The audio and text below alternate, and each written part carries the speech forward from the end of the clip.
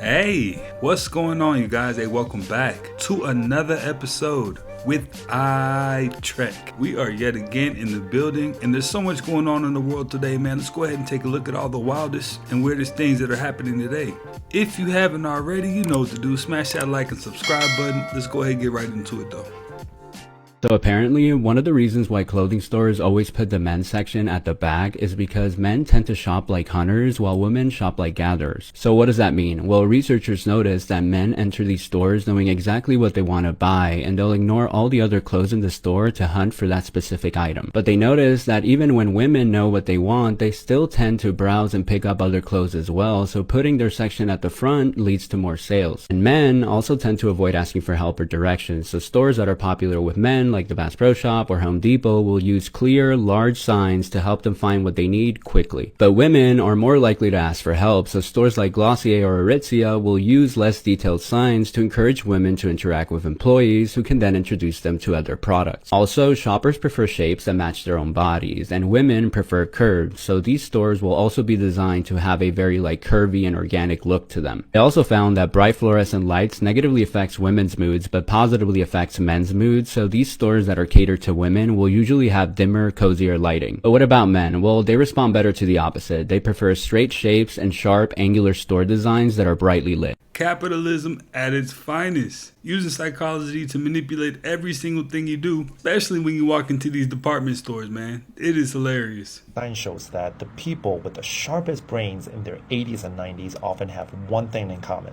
If you have heard of the term brain superagers, this is a term that's used to describe people in their 80s or 90s who can think and remember things like someone in their 30s or 40s. As a neurologist, I sometimes see superagers in my clinic, and while exercising and having a good diet are very important, the one thing that superagers have in common is that they stay social. Recent research has looked at superagers and found that they had a thicker part of the brain called the anterior cingulate cortex, which is a region that's linked to emotion, to attention, and to social connection. And when the researchers compare their lifestyles, the biggest difference wasn't their diet or supplements. In South Carolina, state health officials tonight say a measles outbreak there is accelerating. Now 111 cases, 35 more in the last week or so. 254 people in quarantine after being exposed. Authorities say most of these new cases have been traced to a church outside Spartanburg. Health officials tonight continue to urge people to make sure their vaccinations are up to date. So a man known for exploring abandoned buildings and posting his explorations online was inside of one day when he ran across something that really freaked him out. Even after the incident, he goes back to the area to reconfirm what just happened. Check out the clip real quick. This place is so wet. Oh, this kid got at me. Yo, you need some help, bro? Yo.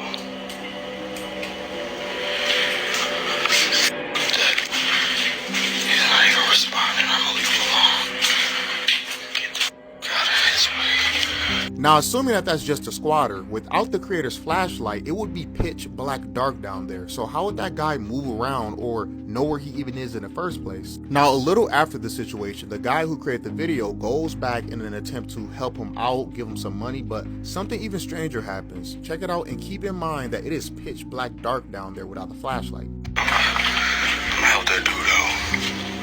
I'm gonna give this dude a $20 bill. Yo. Hey, I got some money for you. She's not there. Your brain is playing a trick on you. These two matchsticks are exactly the same size, so why do they look different? Let's talk about an everyday awesome optical illusion. Your brain uses visual clues to decide how far away an object is. One way it does this is through motion parallax. Objects closer to you will appear to move faster than objects farther in the background. But for stationary objects, clues can also come from parallel lines. For example, if you look down a long stretch of road, the sides of the road will appear to get closer together. Your brain interprets this as increasing distance. So if you place an object along those lines, your brain brain will interpret the size of the object based on the context of those other visual clues. And there are lots of other clues that your brain uses to decide size and distance. Okay guys, breaking news. We've just got a bunch of really strange, never seen before images from the Epstein files, which include the likes of Trump, Bill Gates, Bill Clinton, Richard Branson, and more. And we'll talk about why they're so strange in a second. So there was about 19 released in total. This is one of Trump with 6 women whose faces have been redacted for privacy. There's another one of him on a private jet with another unknown woman. We have Trump seen at another party with Epstein. Here's the strangest one by far. A picture of a Trump condom for sale with text saying, "I'm huge." We've got Bill Gates with one of the pilots, a bunch of pictures on the wall actually, of redacted women's faces and what appears to be Bill Gates on a jet. We've got Bill Gates and Andrew. You've got a few pictures of Steve Bannon with Epstein and Richard Branson as well. But the strangest part about all of these is that no one really knows why these images in particular were released. As far as we know, none of these images that were released depict any sexual misconduct, or they're not believed to depict any underage girls either. And apparently, to make this even stranger, the Democrat House Committee have received over 95,000 photos from the Epstein estate. So again, why these now? They did say that they would be releasing more of these images to the public in the days and weeks ahead. This whole Epstein case just seems to get more and more strange. And it's funny how they're doing this at the end of 2025, which kind of lets us know 2026 is going to be probably one of the weirdest years yet.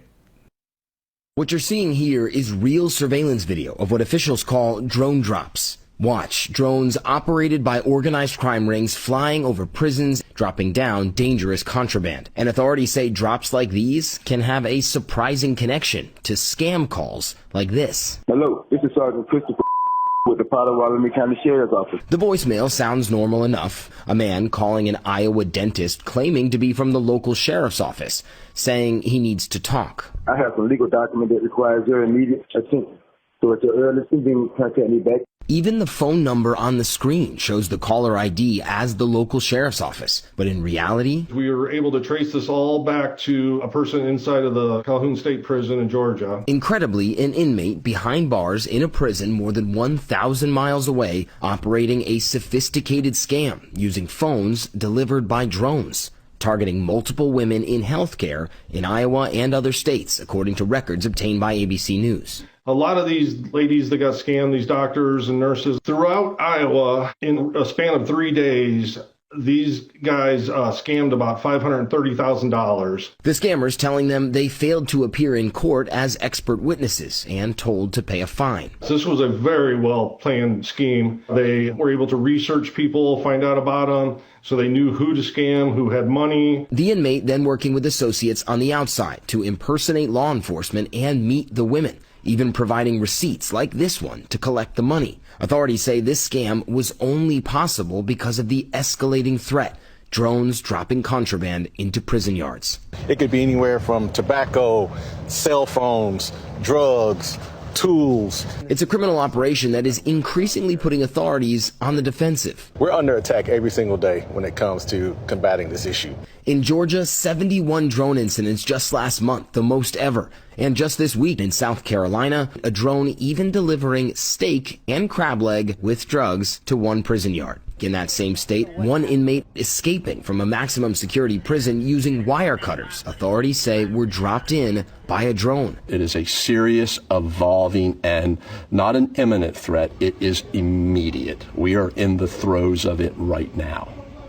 Now, the FAA considers drones registered aircraft, which means prison officers can only stand by and watch. Most authorities cannot shoot them down, but a solution could be on the horizon, guys. In coming weeks, Congress expected to pass legislation that will give correctional facilities the authority to counter these drones. I'll say it takes a lot to surprise me. This one sure did. And you know, the wildest thing to me is I've been seeing inmates eat snow crabs and all kinds of like outside food for the longest time, even before drones. So I'm wondering how they managed to do that back then. In The Matrix, when the Morpheus character held up a battery and said, "The Matrix is a computer-generated dream world designed to turn humans into one of these, a battery, a source of energy." The question is why, and it's become clear as I've researched this and others have researched this, that these entities are feeding off human energy. So to absorb energy from humans, it has to be low vibrational energy. And what it does, and some, you know, people who've researched this and experienced this long back, they've given it the name loosh, this low vibrational energy. And it's based on fear, anxiety, depression, anger, hatred. Not so much anger, that can be turned into a positive emotion, but hatred, conflict, war, all these things obviously generate this low vibrational energy. So they're treating us almost like cattle in fear to feed off that. There's a chapter in the roadmap called Loosh Farm. That's what this is to them. So there's this crazy mushroom that reliably makes you see tiny cartoon people. Not random stuff, specifically 2 centimeter tall humans marching around your actual environment and interacting with stuff. One professor in China described lifting his tablecloth during dinner to find hundreds of these little dudes marching like soldiers. When he lifted it higher, their heads stuck to the underside of the cloth while their bodies kept marching in place. What's even crazier is that people across totally different cultures report the exact same hallucination. Papua New Guinea, China, Philippines, different countries, different languages, but everyone sees the same tiny people doing similar things. That's way too oddly specific to be a coincidence. So scientists have analysed the mushroom and found 0 known psychoactive compounds. No psilocybin, nothing. So whatever chemical makes you see little people is completely unknown to science. Right now they're feeding it to mice trying to find out what the hell is in there. Interestingly, a 1700-year-old Chinese text mentions a flesh spirit mushroom that when eaten raw allows you to see a little person and attain transcendence immediately. So have humans been tripping on this throughout history? This mushroom was sold in markets for decades before scientists even identified the species in 2014. We still don't know how it works in 2025. Makes you wonder what else is out there just waiting for someone to notice. Nah, I'm not consuming anything that's gonna have me seeing little people walking around on my table. It reminds me of that movie called Indian in the Cupboard. You remember that movie? It kind of sounds like predictive programming to me. The C students run the world, the B students work for them, and the A students are the doctors, the lawyers, and the CPAs. And that's basically how the world is. I'm going to assume you were a C student. I was a C student. You were. This is big news. All right, SpaceX is going public next year, as confirmed by Elon Musk, who will become the world's first trillionaire on IPO. But nobody seems to realize the reason that this is all happening now, which is extraordinary. It has to do with what a lot of technologists are calling the most important thing in the next several years, which is data centers in space. Now, a lot of people think that this is just the latest Silicon Valley grift to keep pumping valuations. But Google, Nvidia, Jeff Bezos, etc. are all obsessed with this idea.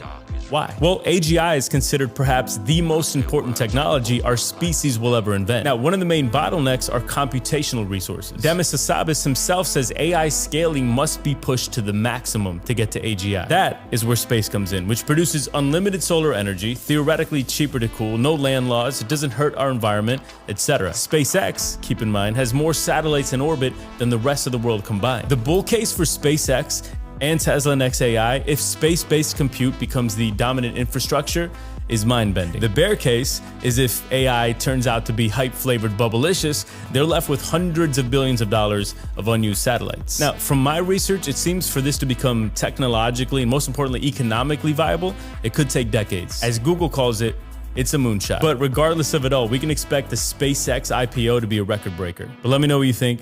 I'll see you soon. Peace. Now, if it were anybody else, I definitely would second guess it. You know what I mean? But Elon's track record definitely speaks for itself. So it's almost a safe bet. Almost. But definitely let me know what you think. Fans are reporting that they felt a demonic presence when attending Bad Bunny's recent concert. Fans even started to make it into a meme by taking videos saying that the concert just feels demonic. But it became extremely dark when this song Botanico came on, where there were masked demons dancing all over him and the concert turned all red. Even the music video to this song is extremely dark. It's this monster looking thing that creeps up into this woman's room, and it actually ends up becoming Bad Bunny himself. himself. Those who attended this concert are even advising people, if you're gonna go see Bad Bunny's concert, then schedule your bathroom breaks whenever this song comes on. And at one point, those demons that were around him, you can't really see because the concert gets really dark, but they start grabbing and pulling on him like he's being sacrificed or something. If you've seen my old videos, you know that this is no surprise because he's been showing this symbolism for quite some time now, and it was only a matter of time until this started happening in real life in concerts. You're looking at the man who had the second most streams in the world on Spotify in 2023. Magic is so real. A ritual is something that you do over and over and over again. It doesn't have to be something satanic. No, not at all. That's what's so sad is that OCD people have rituals. I have rituals. Right. But what's so sad is that magic is so real, and it's such a it's been erased from our entire history because it's so scary to know that we all have the power to create a product out of a dream. In case you never witnessed a snail drinking water, this is not what I expected. I expected something nice and cute and subtle, but it's like the water drop just becomes ham. I don't even understand what just happened. Does that make sense? You know, we really don't know what happened because we had, Neanderthals, Denisovans, humans, all were there together. And, we've seen in ancient DNA samples from certain areas, like first generation crosses of Neanderthals and Denisovans. So we know that there was a lot of mixture happening because, what are the chances we would find that otherwise? And then, I don't know how we were the last man standing, but we took all the genetic material that we could from those other lineages before we wiped them out in some way. Isn't it crazy though? Like how different we are. Yeah. Like there's no, like if you look at all the different primates that exist today and look at the modern human, there's them, then there's this giant leap, and then there's us. There's not like a gradual, a little bit. There are some people who are a little bit more ape-like. There's some people who are a lot more evolved. But not really. There's not really any Neanderthals, legitimate Neanderthals or people who are halfway between primates and humans walking around today. The crazy thing is, 50 years from now, maybe even 100, they'll be saying the same thing about the humans of today. When humans merge with AI and machine, they'll be like, what happened to those people back in 2025? We've just turned into robots. Yeah, it'll happen. I have had a lot of strange people on my tours over the years. I do a vampire tour. There was a couple. They asked it to be a private tour. They both gave off a weird vibe. And they were asking really detailed questions about vampires and what I knew about Saint Germain, what my thoughts were about different people who had been accused of vampirism throughout the years. Not things that normal people that are interested in vampires usually would ask. At the end of the tour, they asked me to walk them to their car. Walk them to their car. And I said, I'm sorry, I have another tour. They're like, okay. They got in the car and they sat there. When I left for the evening, I drove back by. The car was still sitting there. They weren't there. The next day, the car was still there. The car didn't belong to them. When I reached out to ask them if everything was okay, my emails all bounced and the phone number didn't work. Do you conclude that they might have been vampires? It wouldn't be the first time I've encountered one. My favorite story of the day is that quantum photography has revealed that two entangled photons look almost identical to a yin-yang. You can see the left uncolored photo here of the raw image, and then one that's been recolored to show it just a little bit more clearly on the right-hand side. And ladies and gentlemen, that's a yin-yang, yin and yang, the classic Chinese Confucius symbol. You've probably seen this on temples. You've probably seen this in martial arts films. If you're familiar with my content, well, you've probably just seen it here on my arm. We'll get a nice close-up of that. And I think this is super cool. So what these aren't atoms, these are photons that have been entangled. That's kind of what quantum computing is running on at the moment and a focus of research. And you might have heard about Einstein's spooky action at a distance, which is when photons become entangled with each other, their properties also become entangled. And even though you can separate them, if you collapse one photon, to the best of our ability to tell, the other photon will collapse in a similar or identical way, if I'm not mistaken, despite the distance. A lot of our theory is that information itself cannot travel faster than the speed of light, and this tentatively seems to violate that. And I find that kind of surprising. And what's also very cool about this is the way it works. Quantum tomography. By taking a complex quantum state and applying a projection to it, they measure some property belonging to the state, such as its polarity, momentum, isolation, others, and they repeat this multiple times with each other to get multiple states, because a quantum object can have a variety of states. And then the hard part is getting rid of the disallowed non-physical states that may... Sticking your hand out of the cockpit window mid-flight might seem counterintuitive, but it's actually something pilots are taught to do in flight school. This is because smaller planes are so aerodynamically sensitive that your arm can create enough drag to steer the plane in case of a system failure. This is a drastic step, a world first, and one that's being watched closely around the world. This morning, millions of young Australians under the age of 16 waking up to this ban that means they are not supposed to be able to access social media. It applies to all the major platforms: Facebook, TikTok, X, Reddit, YouTube, Snapchat. And the ban was passed by Australia's parliament. It will not punish kids or parents for using social media for breaking the ban. Instead, the onus will be on social media platforms. They will be expected to impose things like checks on government ID, facial and vocal recognition technology also to be used to try and verify people's ages. If they don't do that, the tech companies could face fines of up to $32 million. I think there are questions, obviously, will kids simply start trying to use VPNs to get around it? Will they find ways, and there have been some reports of this already, of trying to use deep fake technologies to get around it? But clearly a big and interesting step, and there is going to be more discussion around how to bring in this sort of restrictions around the world, Kira. Now, this is quite interesting. If they implemented this all across the world, all the social media platforms might seem a bit like a ghost town. You know what I mean? Not completely, but that is a large part of the population. Definitely let me know what you think. Is this a plus or a minus? Florida man says he was teleported into a stolen BMW before crashing at 130 miles per hour. Then later on, he said, "Thank you for saving me from the aliens." What? You saved me from the aliens. So deputies pulled up to the scene, and yeah, they found a BMW that was dismantled pretty much. The front end was folded, the airbags was blown. But then there was the guy standing barefoot, bleeding. So he can't explain where these BMW came from. He can't really explain how he crashed the BMW doing 130 miles per hour. And he just keeps mumbling like he's switching from dimensions.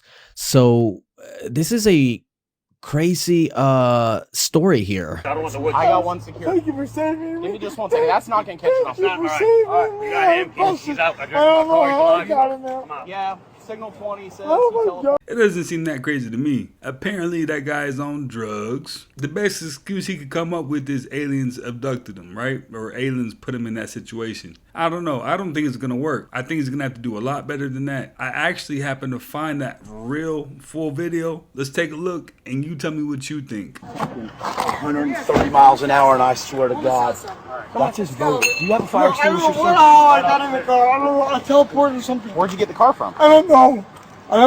It's Calvin. I don't know. I teleported. Officer, where's your fire extinguisher? Come over here. Give me just one second. Yeah. Put your hands up on my car. Yes, sir. I can teleport or the how about teleport? Did you come from Bicentennial Park? It came from that. Bicentennial Park? It came from north. They told me the X-Men to do it.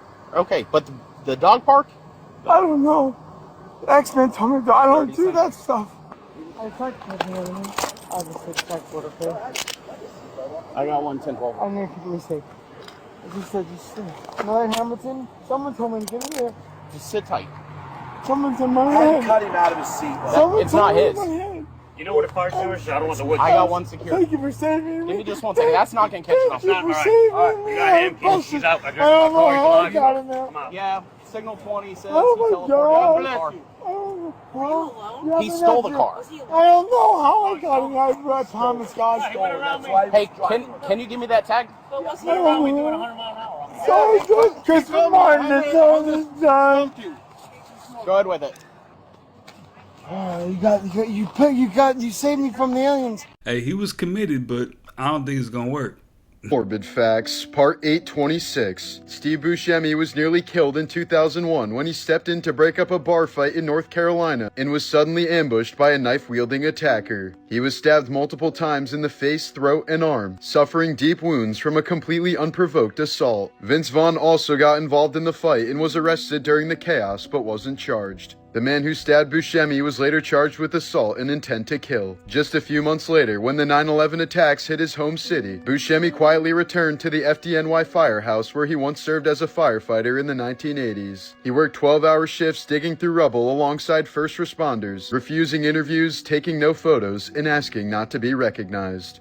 In 2018, 16-year-old Carly Goose came home terrified after what her family described as a bad reaction to smoking weed at a party. She spent the night completely panicked, paranoid, and unable to sleep. Then sometime before sunrise, she quietly slipped out of her house without her phone, shoes, or glasses. Neighbors reported seeing her alongside a highway at dawn. It's not a coincidence that all the Outback steakhouses were strategically placed to match a pentagram. You can see this with almost every state that has an Outback steakhouse. Now, you can even do this with McDonald's, but sometimes it's not even a pentagram. It's a Freemason logo. This is in St. Louis, Missouri right here. All of the locations make a Freemason logo. This is all strategically done on purpose. Everything is a stage, and they want you to be eating poison. Y'all are not eating meat. They don't have enough of it. You guys are eating rats, mice, and you're eating something else that I can't even say or I'm going to get banned. UFOs can be staged? We've tried it. CIA even had this idea in their head. They were going to have Jesus appear as a vision over Havana to convince the Cubans to overthrow Castro. That was on the books. They were going to use holograms or something. That was back in the 70s. So we know how to do this kind of stuff. We could make things appear and disappear with stagecraft. What's the difference between that and a UFO sighting? Vietnamese believed in vampires, they believed in ghosts, and they exploited that. They made them appear. Maybe they've gotten that far to realize that they can create the scientific apparatus to induce a spiritual breakdown. Why did the NBA ban black masks? That's because back in 2012, Kyrie Irving broke his nose during a game against the Bucks. So, for the next game, he had to wear a mask. But no one expected what came next. That's because Kyrie dropped 41 points against the Knicks in one of the best games of his career. The same thing later happened to LeBron James. He broke his nose, wore a black mask, and then scored 61 points in his first game back. After that, the NBA decided to ban black masks because they said it gave players an unfair advantage because it made it harder for others to see their eyes. I just think that mask made other players back up a little bit off them and they gave them more free range to shoot. I don't think there's any magic in any mask though. The reason that I started doing this or got interested in it, there are case studies and reports of people with dissociative identity disorder. So like two personalities or multiple personalities inside of a person, where one of them has a medically diagnosable condition and the other one does not. Are you shitting me? No, this is proven. Like one of them could be cortically blind, or one could have color blindness. One of them could have some kind of a diabetic condition. There were several conditions where these other personalities would have allergies, even skin allergies and rashes in response to cat hair. And just upon reading this, I'm thinking like, well, could I make someone with severe depression have an alter ego that doesn't have the depression? And we know that neurons that fire together wire together. So over the course of 6 months, if they keep doing this, can they kind of like rewire their brain if this alter keeps taking over? And man, our brains are fascinating, and how fast they can change and adapt. Jay-Z's birthday is December 4th, Diddy's birthday is November 4th, and Beyonce's birthday is September 4th. Jay-Z had an album 444, Leah died August 25th, Left Eye died April 25th, Michael Jackson died June 25th. In J. Cole's song, he says, rest in peace Aaliyah, rest in peace Left Eye, Michael Jackson, I'll see ya just as soon as I die. This is a song that has been trending, which is She Knows by J. Cole. A lot of people are saying She Knows sounds like Sean Knowles. Jay-Z's name is Sean, Diddy's name is Sean, just spelled differently. Beyonce's last name is Knowles. Sean Knowles, She Knows, Sean Knowles, She Knows. What is going on here? J. Cole also referenced Apple Pie, which is a Destiny's Child song named Apple Pie. Another crazy thing is when Beyonce made her country album, recently a country star shouted her out. Thank you, Beyonce, just like how everything, that we've been seeing on TikTok, the country star did it too. I also just want to say, I'm a country artist. And the fact that Beyonce made a country record changed the game. Thank you, Beyonce. So thank you. That's crazy. Beyonce looks surprised. Isn't really surprised. I'm gonna go back to Nashville. With the theory being that you have to thank Beyonce in order to be okay. America just quietly dropped a new global doctrine. It basically says, we're not the world's police anymore. Jeez, finally. We're the boss of our own hemisphere and everyone else can deal with theirs. On December 5th, the White House released Trump's new national security strategy. Inside the document is something they're already calling the Trump corollary to the old Monroe Doctrine. Translation, the United States is already declaring dominance over the Western Hemisphere. North America, Central America, South America, and the Caribbean. He's basically saying that this is our neighborhood, our rules. At the same time, it signals something huge. America is stepping back from trying to manage every crisis on the planet. Here's the core of it. America first, but not just the slogan, as the actual blueprint. The strategy says that the US is done acting like a global babysitter and instead wants to be a regional superpower at home with select pressure overseas. It talks about sovereignty, borders, migration, cartels, critical minerals, energy, not spreading democracy or building global institutions. And in Europe, the document literally talks about civilization erasure, mass migration, and cultural collapse, and basically tells Europe you're on your own. In the Americas, this doctrine means cracking down on cartels and narco-terror groups, pushing back hard on China's influence in Latin America, and trying to stabilize countries down south so mass migration doesn't end up on US border. In Europe, leaders are freaking out. French and EU leaders are calling it brutal and a declaration of political war, because it blows up the old idea that America will always bail out Europe first. And on Russia and China, this doctrine quietly accepts a world of spheres of influence, meaning that it acknowledges that there are only 3 global powers, the US, Russia, and China. The goal is to avoid a giant global war by not trying to run everything anymore. So here's the question, is this smart realism where we're admitting that we can't police the entire planet, or is it dangerous because it gives Russia, China, and Iran more room to operate in their own backyards? Does America get stronger when it focuses on its own hemisphere, or weaker if it stops acting like the glue that holds the old world order together? I don't know. Kind of looks like another case of damned if you do and damned if you don't. Before this changes the way that we see the universe, you gotta know what it is. This right here is NASA's Nancy Grace Roman Space Telescope, and it has just been fully assembled and it is looking beautiful. Roman is NASA's next massive space telescope, and it's really built to do 3 big things. First and foremost, it will study dark energy by mapping how galaxies are spread out and how the universe is expanded over time. It will also find exoplanets using microlensing and direct imaging, so it will show us thousands of new worlds around other star systems that we've never seen before. And lastly, probably the biggest deal, are these massive infrared surveys. It will have a field of view around 100 times larger than Hubble with the same detail. What's next is final testing. This mission was around $4 billion, so we want to make sure we get our money's worth. And after that, we are ready to roll. It will be shipped to Florida, and it will launch sometime between late 26 and early 27. So if you're interested, follow along, and I will keep you updated. Have a good night. This is what the future of warfare looks like, and it's absolutely terrifying. So this is a drone developed by Ordrill, and it's AI powered, which means a huge problem for drones is they get jammed by the enemy. This one, once it's jammed, the operator has no vision of it and it just operates by itself. So it can take out a target without us even having any control, fully AI. And I think that's one of the most terrifying concepts ever. Now, I definitely believe that drones and humanoid robots will definitely be the forefront of any kind of warfare in the future, for sure. That is Stonehenge. It's very cool. But what it actually does is going to blow your mind. I learned that this was a seasonal clock, and it is, but you have to look at it from a different lens. This is what sound looks like going through water. This is Stonehenge. It is built on top of an aquifer. So, who else builds their things on top of water? Well, I showed you in the last video that pretty much everybody builds their best stuff on top of water, even Tesla. Light goes through it. Light can melt the hardest things on the planet when focused, and when used for communication, it's the fastest way to do that. It looks like a pattern of sound. Sound travels fastest through solids and can destroy cities if it's a big enough wave. Sound is a bigger wave than light. Sound can move mediums it passes through, like water, and bend the light. That's how we get cymatic images. You can see this in the twinkling of stars as well. Our technology sends ones and zeros through light. Let's pretend everything around us is made of a very unique vibration that can be expressed in a frequency. Or you can grow crops with it. Aliens might actually... Hey, y'all, file this under things you won't see on Joe Rogan's podcast. That's where you can file this one. Okay, so look at this. Here we have from SciTech Daily. Scientists close in on a universal cancer vaccine from the University of Massachusetts Amherst, December 3rd, 2025. Here we go. A new nanoparticle vaccine successfully prevented several aggressive cancers in mice, including pancreatic and melanoma. The treatment activated strong immune memory, keeping up to 88% of vaccinated mice tumor-free and stopping cancer from spreading. By teaching the immune system to target cancer antigens, the vaccine showed long-lasting protection and broad potential.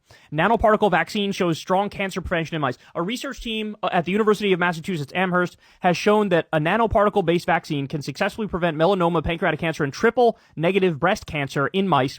Depending on the cancer type, as many as 88% of vaccinated mice remain free of tumors, depending on the cancer, and the approach reduced in some instances entirely blocked the spread of cancer. In breaking fertility news, we can now screen embryos for IQ, height, ADHD, schizophrenia. People who are fertile can now choose ones that could have 10 or 20 IQ points higher. Genes and IQ don't predict everything, but data says the higher your IQ, the more likely you are to finish college. And even data that for every increase in IQ points, an increase in lifetime earning potential. Yesterday, I spent hours with the leading companies that are introducing this technology, reviewing their data, and I'm convinced that we can now do the things that before we just couldn't. I've already gotten calls from couples that are looking for what this company ad called their best baby. This is incredibly controversial. Let me know in the comments, do you think we should be doing this? Yes or no, and why? It is available now. I mean, absolutely. Most people don't want to have that gamble anyway. I know as far as in vitro goes, you can definitely choose a healthy baby. I don't think they touch IQ or anything like that. You can pick the healthiest embryo, plus you can get the IQ and everything that comes along with it. Yeah, everybody's signing up for that. I like fun facts, but I love unfun facts. So like getting in the shower when it's a little too hot. It's like, I can't linger here, but I kind of like it. This week's unfun fact is that winning can be a blessing, but it can also be a curse. So here are 3 examples of prizes that are a blurs. Number 1, getting a Michelin star is frequently bad for a restaurant. If the giant pile of tires decides that your restaurant is a good one, it makes it more likely that you'll go out of business. People have higher expectations and it's more expensive to meet them. Plus, your employees and your suppliers all think that you're rich now, and so they charge you more. It's like if getting a handshake from Paul Hollywood made you more likely to die instead of the real concern, which is just that his terrible personality will rub off on you. Number 2, hosting the Olympics is usually devastating for the city. They cost an unbelievable amount of money. They require building a bunch of facilities that aren't very useful after the games are over. They lead to an increase in gentrification and evictions within the city, and studies have consistently shown little to no long-term benefit from doing it. Paris kept costs down and it seemed really cool, but it's Paris. Did they need to advertise that Paris is a cool city? Is anybody like, wow, I have this wild idea. What if Paris was neat? If you love your city, don't let the IOC put a ring on it. And number 3, CEOs who win awards become worse CEOs. A 2009 paper showed that CEOs that win prestigious awards underperform compared to their peers and to themselves before the award. It turns out that CEOs do the thing that they're worried that we will do if they pay us enough. They immediately stop trying. Basically, if you have a chance to win something, it's probably not worth it, which is why I'm officially taking my name out of contention for sexiest man alive. And you know what? To piggyback off that, I got a clip of Jimmy Fox explaining how when you win an Oscar, they stop offering you acting roles. I mean, what is that? You can't tell me that's not wild. With people, right? I love him to death, right? No homo, but he don't fuck with people, right? And like, I can't get him to get near me because he don't trust people, right? And anytime you don't trust people, it's kind of a problem. You got to trust everything, right? Because what's going to happen is going to happen. Right, you can't stop it from happening. I was going to say it's kind of a good sign to not trust people because you're woke, but you're saying you have to trust it. You have to trust everything. You got to trust in yourself. You have to trust it, right? Because if I can get next to you, that means I'm supposed to be next to you. And if you reject me, that means you're rejecting you, right? Because anything that tap into you, supposed to tap into you. I done tapped him on him many times. I told him, yo, come do a podcast. He said, I'll do a podcast. The next thing you know, he on a podcast. Yeah. Right? But then he asked me about, hey, yo, why you talking all this gay shit? I said, bro, I'm not talking gay shit. Right? You don't understand what I'm saying, but you woke. But I love him, and I still love him, but I think he just need to understand that I'm here for him, right? I'm here to take his music up. He's doing music. I'm going to take it up. And it's a cool vibration. Yeah, I need to change the vibration. Yeah, but he won't let me help him. That's interesting. Because he worried about what people think. See, everybody worried about what people think, but people can't even think. Now I'm keeping it real, right? Everybody's information is just like the same information, right? If you say I'm a fag, then everybody else going to say I'm a fag, and that's it. I'm a fag. stories you'll hear today. This is a declassified document from the CIA thanks to the Freedom of Information Act. It is titled Mars Exploration, and this was in 1984. At that time, the CIA was very into remote viewing. This is Joe McGonigal, and he's one of the most famous remote viewers. If you don't know what remote viewing is, think 11 from Stranger Things. The things this man has done by sitting in a room, meditating, and literally sending his mind, his consciousness to other areas in the world, it's wild. Oh, and if you don't think he's credible, he was given the Legion of Merit by the US government, so yeah. But back to the document. The CIA put him in a room and they gave him an envelope. The only details he was given for the test was the date and time and coordinates.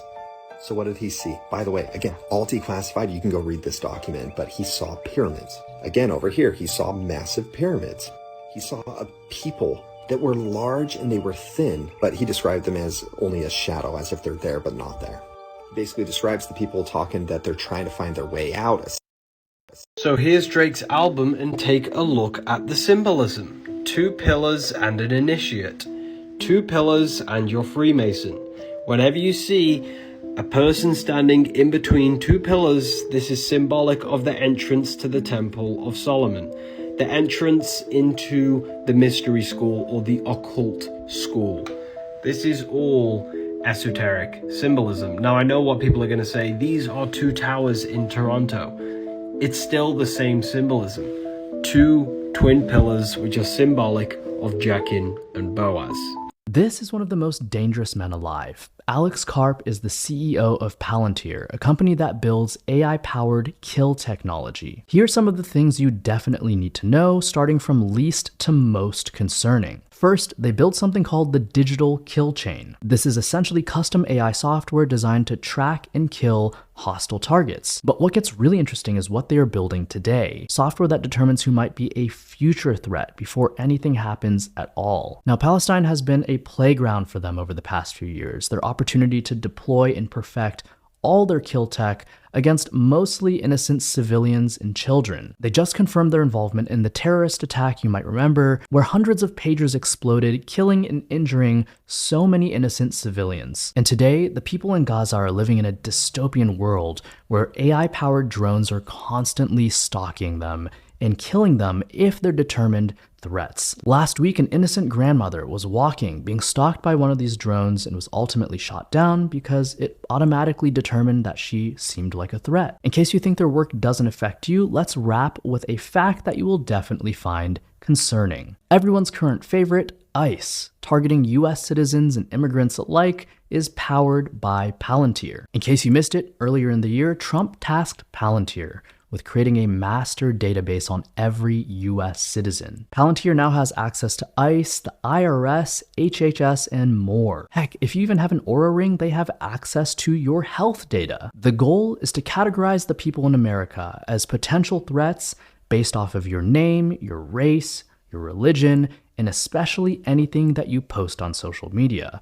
If you've ever disagreed with the Trump administration or anything happening abroad, you will be bucketed into a category. Now, I'm on a mission to push back in any way I can. I'm the founder of Interval, a news platform designed to highlight the censored and suppressed headlines that we know we are not getting. If you're interested in the mission, hop over to interval.news, but also follow along here on TikTok, Instagram, where I'll continue to shed light on all the ways your view of the world is being censored and manipulated today. I'll catch you in the next one. Hey, so that makes all the sense in the world. So Palantir really is connecting the dots and making sure that they get the deep dirt on you. I'm pretty sure all your health information should be absolutely personal. So this is getting a little bit out of control. Definitely let me know what you think in the comments. There's a theory that those moments where your brain completely freezes aren't forgetfulness at all. They're signs reality just failed to load. You know those moments where you walk into a room and instantly forget why you're there, or open your phone and can't remember what you were about to check,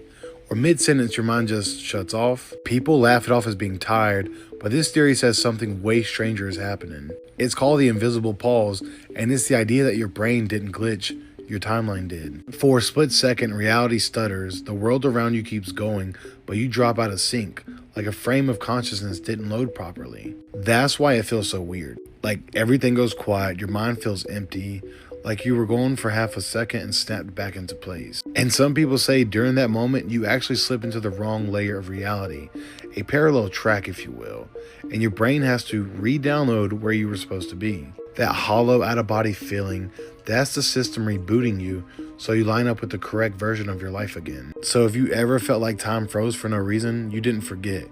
Reality paused and you noticed. Stay weird. As in the Bible, it says Satan will seek to change the times. Oh, isn't that fascinating? He did. He did change the times, the timeline, everything. Even the calendar, even the months. They told you there's 12 months, bro. There's 13 months of exactly 28 days. But the calendar, the turtle has 28 things around its rim. The breakdown of the year is exactly 13 months of 28 days with one day that represents the renewal, and that makes 365. So there is literally a renewal day plus 28 days. The girls' periods are on 28 days. The moon's on 28-day cycle. Everything's 28-day cycle if we do it. But they did this chaos to create nonsense calendar to distort your perspective of reality.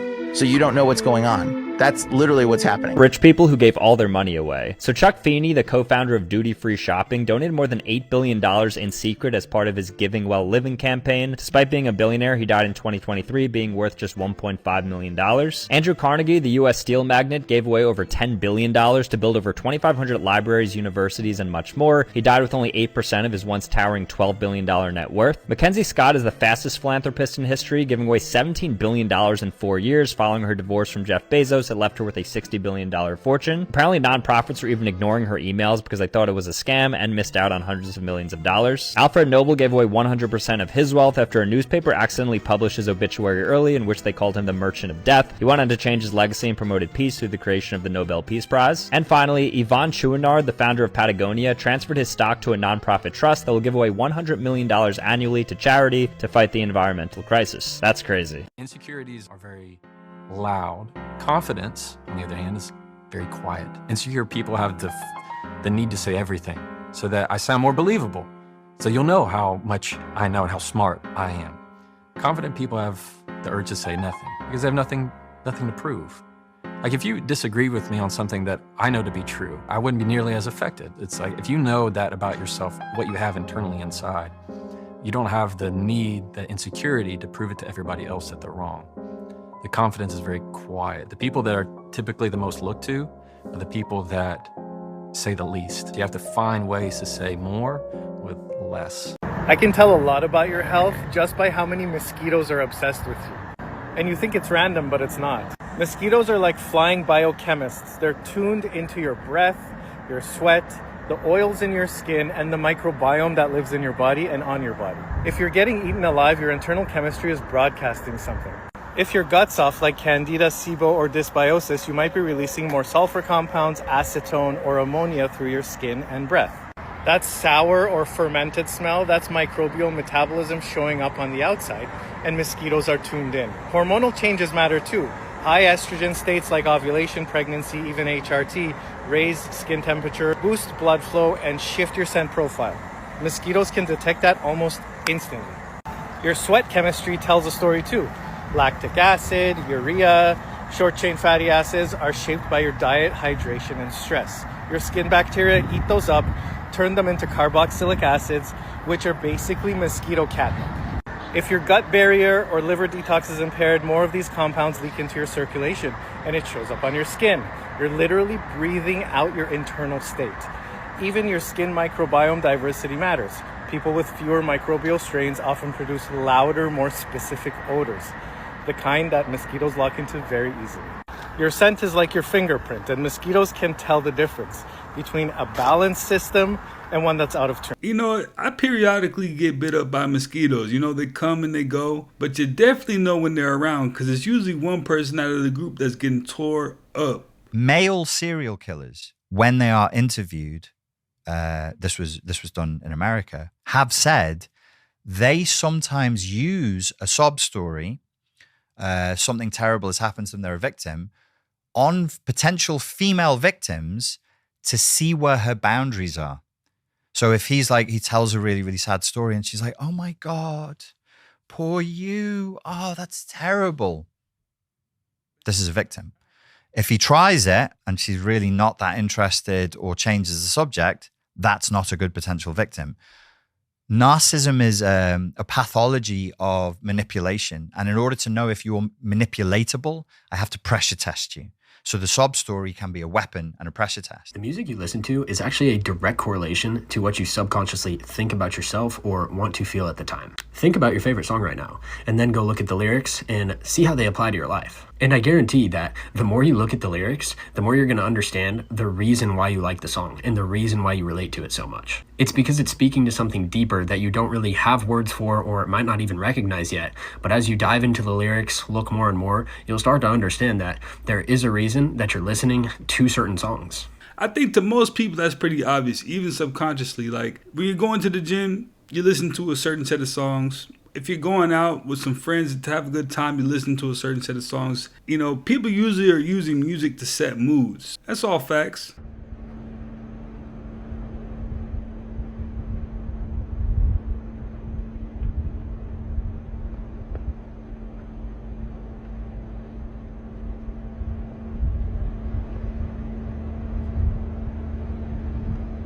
Orcas can rip a shark's liver out with surgical precision, and they are by far the apex predators of the ocean, but they have never once attacked a human in the wild. Why is that? Quick disclaimer, there is one single verified case of a wild orca biting a human in 1972, but it's believed that it mistook the surfer for a seal and immediately let go once it realized its mistake. But other than that, there have been no recorded attacks ever in the wild. These are some of the smartest animals on the planet. They have their own cultures and dialects, hunt with military level coordination, and are one of the few species on Earth that demonstrate self-awareness. Recently, there have been incidents of orcas ramming and sinking boats, either due to playing, aggression, or even revenge, but once humans are in the water, no one ever gets hurt. Now, a good reason for this is, like I said, they are extremely intelligent, and they know that humans are not a food source for them or their culture, and others believe that their intelligence allows them to understand the concept of retaliation, and they don't want to provoke humans out of fear of how we'll respond. Make too big a deal about anything that's happening to you right now. You're going to look back later, hopefully,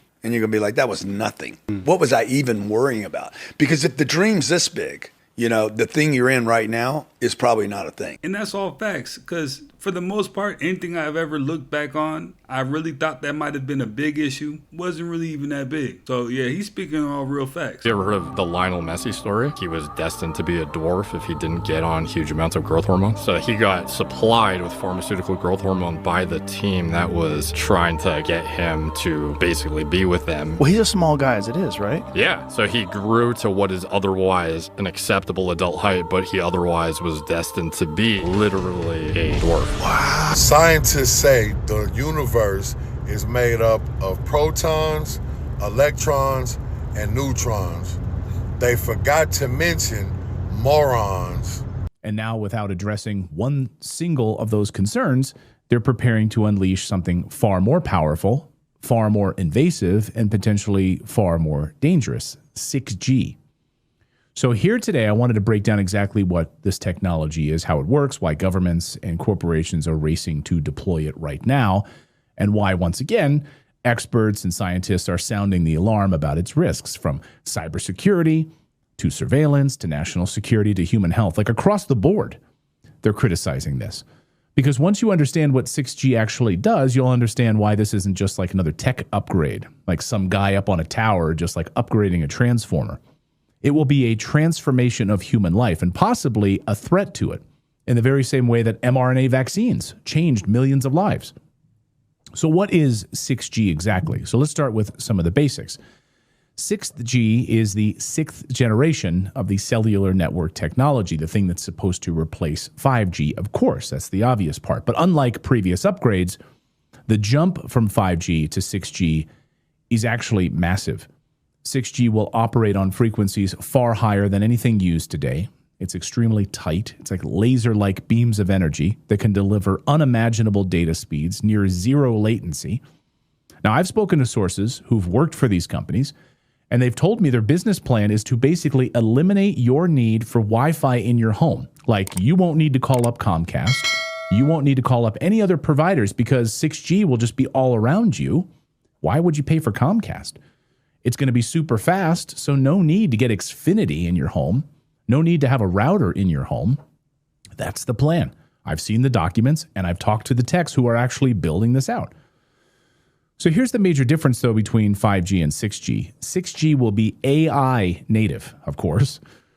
So everything's AI, right? Artificial intelligence won't be just an add-on. It will be built into the network at every level. The system will make real-time decisions. It'll reroute traffic. It'll identify patterns. And by the way, it'll self-heal itself without a single human being even being involved in it. Skynet, I guess, right?